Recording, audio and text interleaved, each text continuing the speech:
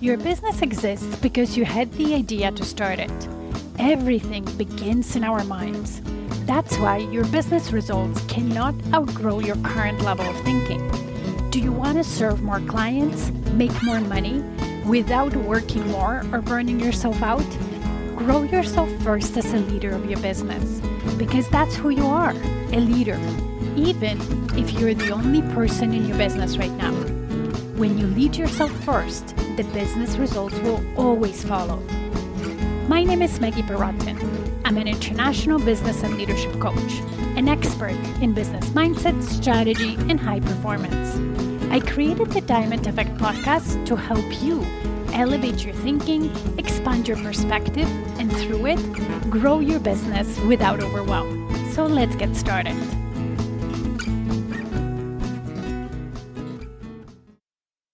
Hello, welcome to Diamond Effect Podcast, episode 197.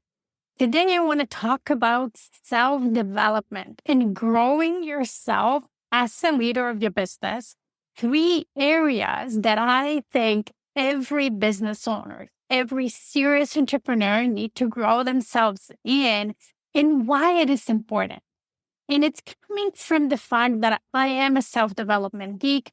I truly believe that any growth in your business always starts with you. Your business cannot outgrow you. Our skills allow us to be more effective, not only in decision-making and having better perspective, but also doing things faster, losing less energy, trying to get to where we're going. So when I coach my clients and when I grow myself, I grow in 3 areas. Here are the 3 areas that I think every business owner should invest in their own growth. The first one is you as a human entrepreneur, a leader. And within that self-development growth, you have your mindset, your body, and your spirit. So as a holistic human.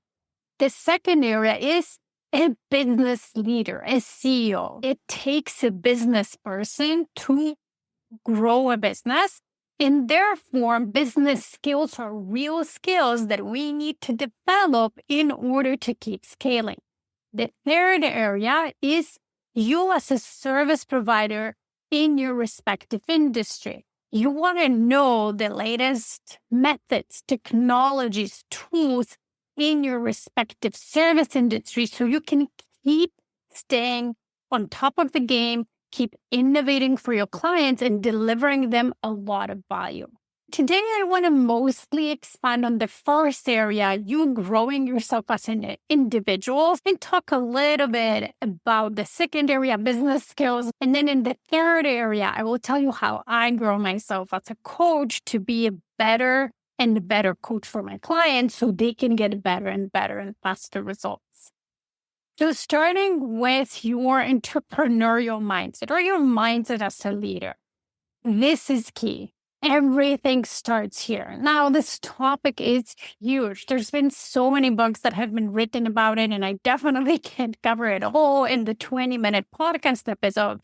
But I want to talk about what I think are 3 most important mindset focuses and shifts in order for you to be very effective in your life and in your business. Something that I've learned as I became an entrepreneur, but also even in my corporate career as I grew and progressed in it. The first key mindset is embracing failure and understanding that failure is key to success. And I'm speaking from experience when I was raised as this good student girl who was supposed to be perfect all the time, who wasn't supposed to get a bad grade at school and failure wasn't an option. And then even in my corporate career where we had contracts with our clients that were pretty much 100% delivery or close to it, where we were held to such a high standard that most people were actually scared to innovate, to try new things because that embraced potential failure, and failure meant financial penalties. In entrepreneurship, every successful business, every successful entrepreneur, their journey is loaded with failure, because what failure is really learning. It allows you, as you are experimenting, as you're trying things, as you're looking for what's the better solution for my clients, for my business, and so on, you have those challenges along the way and those failures along the way, and they allow you to learn. Without it, there is no success. And the sooner you embrace it, the sooner you understand it, the easier it gets to go through it. And the faster you can move forward, the faster you can progress.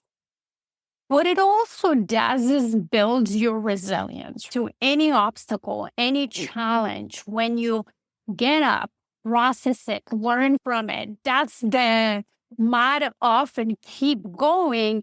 That's how you build resilience. That's how you build that commitment. And it's almost like the universe is testing us in our commitment to create impact and our commitment to our mission as entrepreneurs, throwing those challenges along the way. And when you prove and show that you're committed, when you don't give up, when you look for new and better ways, that's where success awaits you.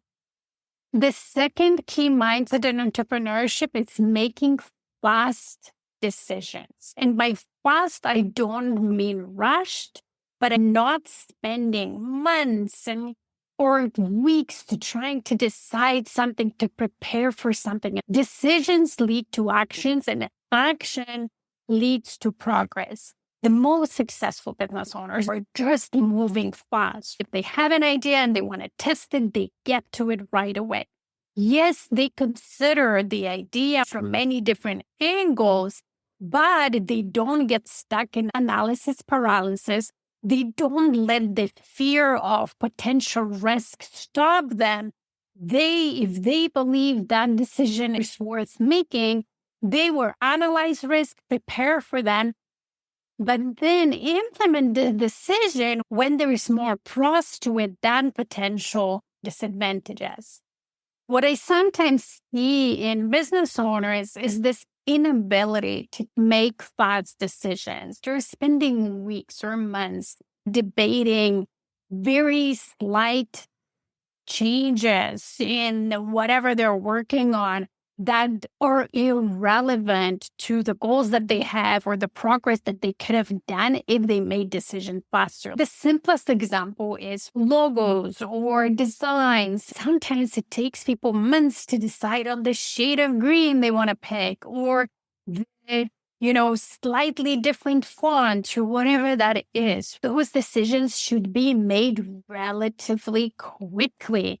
Again, they don't have to be rushed within seconds, but they shouldn't also take weeks. There is a happy medium where you can make a fast decision, put it out there in the market, test it, and if it turns out not to be ideal, then tweak it. The decisions we make are never set in stone. We can always tweak them and change them.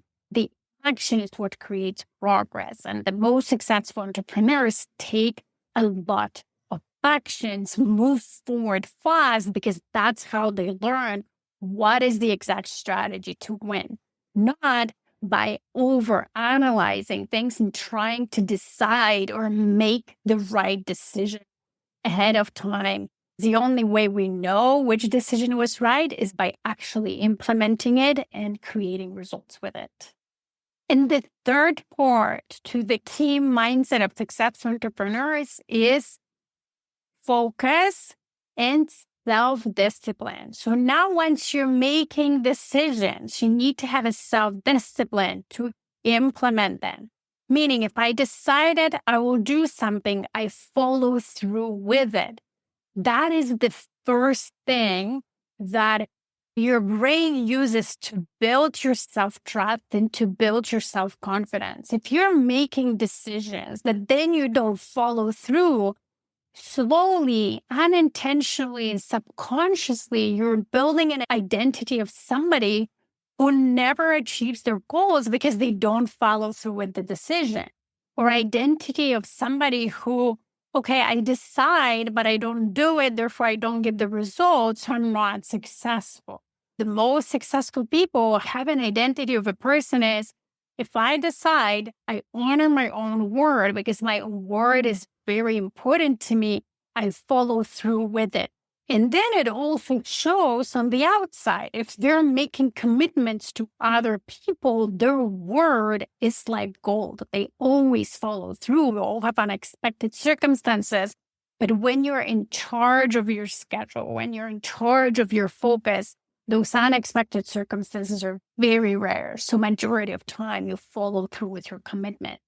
That focus and that mindset of honoring your decisions, being in charge of your schedule is what makes entrepreneurs effective, because they're very effective with the time that they have. They're moving forward quickly through the decisions that they make, following through on those decisions, implementing them, learning from failures, not letting that emotional disappointment that naturally happens with failures drag too long.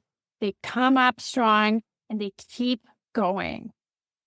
Now, in order to be able to do that, you also need to have a strong body that's for that. If you think about it, you're using a lot of energy every day by dealing with challenges, making decisions, implementing them, and so on. It's hard to do when, let's say, your body isn't healthy or your body doesn't have a proper fuel. The way I think about it and how I take care of myself, there's three key things. There is what I eat, my nutrition, eating healthy food that gives me proper energy throughout the day. There is movement, staying fit, so your body is strong. And with that, having some fresh air, so your mind is oxygenated.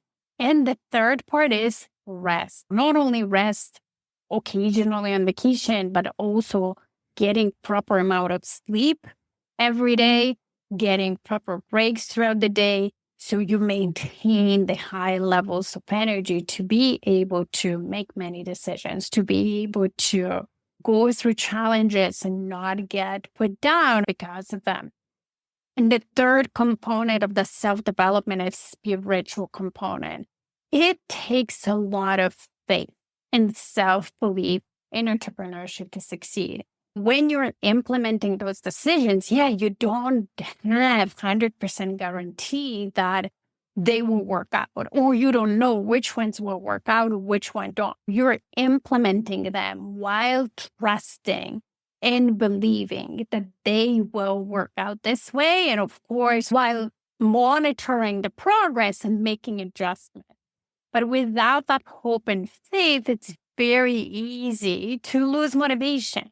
Whether you believe in God, whether you're more spiritual and think about the universe and higher power, whatever speaks to you, you want to tap into that. You want to develop your spiritual side because it also gives you strength in going out there and making the impact you want to make through your business. In terms of my mindset, I use a lot of coaching tools that, of course, I teach my clients and I use when I coach my clients. A key part to that is journaling.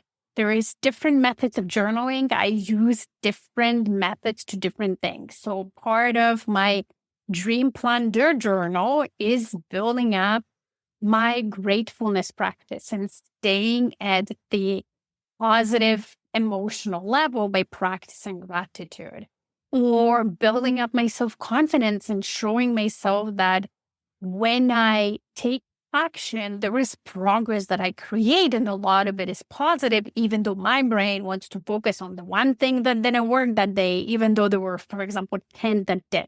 I have some prompts in this journal that I also give my clients that allow me to do that. Definitely for my mindset, a key part of me maintaining or growing it is journaling. There are great books. I'm a self-development geek. I've read a lot of books in self-development, and I keep reading and discovering new ones, but also going back to some classics that I really value. If you ever want a book recommendation, reach out to me. I'm always happy to suggest some books. There is also a lot of materials online, whether it's podcasts like this one or a lot of others. whether there's videos, guided meditations, all of those are tools to not only maintain my mindset at high performing levels, but also keep growing and expanding my capacity and emotional capacity. In terms of body, I mentioned healthy nutrition. I'm not a proponent of one diet or one way of eating over the other. Whatever works for you, you just want to make sure that it's healthy, unprocessed. You provide to your body the vitamins, nutrients, minerals through holistic food. And sleep and rest and movement. Very critical. I'm not a doctor to give you medical advice, but if you ask any doctor, any trainer, any healthcare professional, those are the staples. If you have those adjusted to your needs, your body will be strong and it will help you grow your business. And then for me, in terms of spiritual growth, there is definitely books, podcasts, or coaches that I use for my mindset, but also for my spiritual journey and my faith. Now let's move on to the second part of you growing yourself. And this part is you growing your business skills. Business skills or the real skills. It's like becoming a basketball player and saying that basketball, dribbling, or shooting to the hoop, or defense or offense are not skills. There are skills that every pro basketball player masters and practices every day over and over. And it's the same in business. The way I teach my clients what to focus on, because there's so many, is this. Understand where you are and see where you want to go. And when you look at that, the journey in between, you will have some skill gaps that you will need to fill in order to get there. So for example, if you're at the level when you're scaling and now the next step for you is building a team, and yet you've never led people before, you've never hired people, you don't even know where to start, those are the skills you want to start developing, like hiring, training, motivating people, building teams. In the beginning, if you've never had a business background and you're starting a business, you're starting to sign clients, a lot of it will be marketing and sales, understanding the psychology of selling, understanding marketing principles. It might be even soft skills like communication. How do I effectively communicate so my ideal clients understand how I help them? Or time management, right? We talked about being focused, time management, and building up habits that will make your day-to-day easier and will allow you to be in charge of your schedule. For example, for me, when I started my business, I quickly realized that the first couple of skill sets I had to develop and master was social media marketing. I've never done that before, even though I've done some marketing, but it was very traditional. So when I realized social media is very powerful and this is how I wanted to market my business, those were the skills I had to develop. Networking was another skill. I realized I wanted to build some powerful relationships, but I've never networked in Canada or amongst entrepreneurs. I didn't know how online networking looked like versus in person. So those were the skills I had to grow. Then, for example, another one was selling intangible services. Up to that point, all my selling experience was with physical product or services that the companies I worked for were done for. Whereas when you go into coaching, you're selling something very intangible. I'm guiding my clients, I'm giving them perspective, I'm giving them suggestions and feedback. I help them implement, make it easy, but they're the ones who have to implement. So it's a very intangible service. And therefore, how people buy that service is different to how they buy a physical product. Copywriting was another skill set that I wanted to develop, something I'd never done before. I wrote corporate emails and corporate policies and things like that, but never copy. That was another version of selling skill set that I didn't have. As you can see, even if You might have had some business experience. There will be some skills or subsets of skills that maybe you didn't have opportunity to develop before you started your business. You want to identify them and one by one start learning them and mastering them, because those are the ones that will help you achieve your goals. And also mastering those skill sets, understanding the foundations of them will also help you down the line. When you hire people, you'll know what to expect, what to look for. You'll know how to assess if whether the subcontractors or your own employees are effective in whatever you're asking them to do, because you understand what they're supposed to be doing.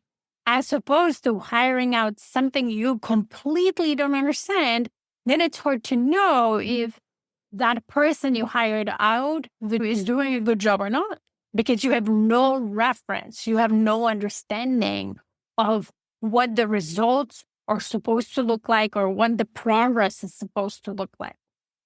Another thing that I want to mention, going back to your self-development, is critical, especially when you start leading people.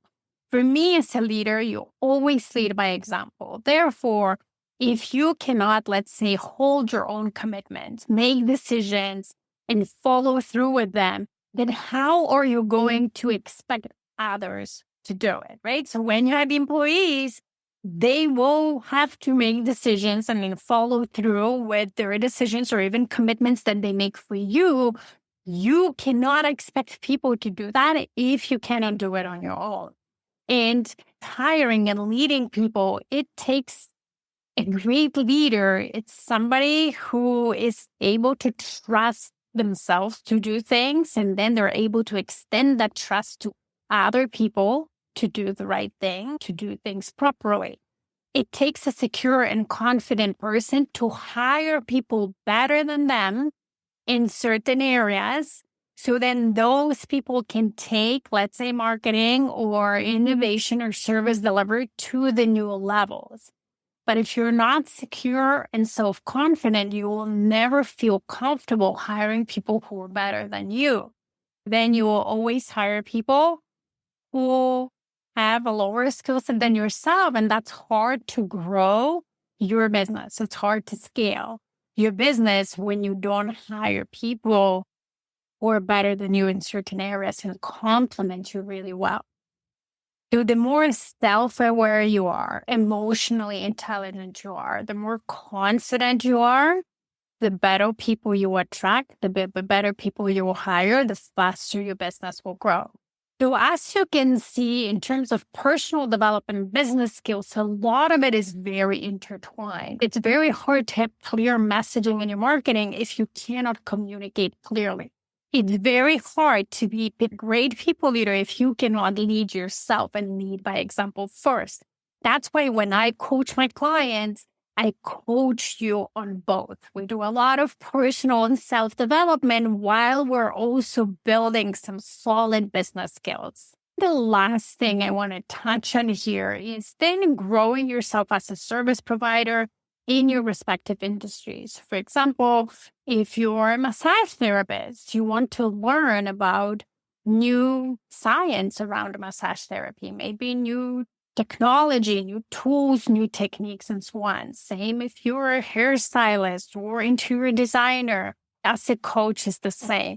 I always want to stay on top of new coaching developments or even psychology and learning about new discoveries in the psychology field to understand my clients as best as possible, to have a plethora of great tools that I can use to help my clients achieve results faster and better.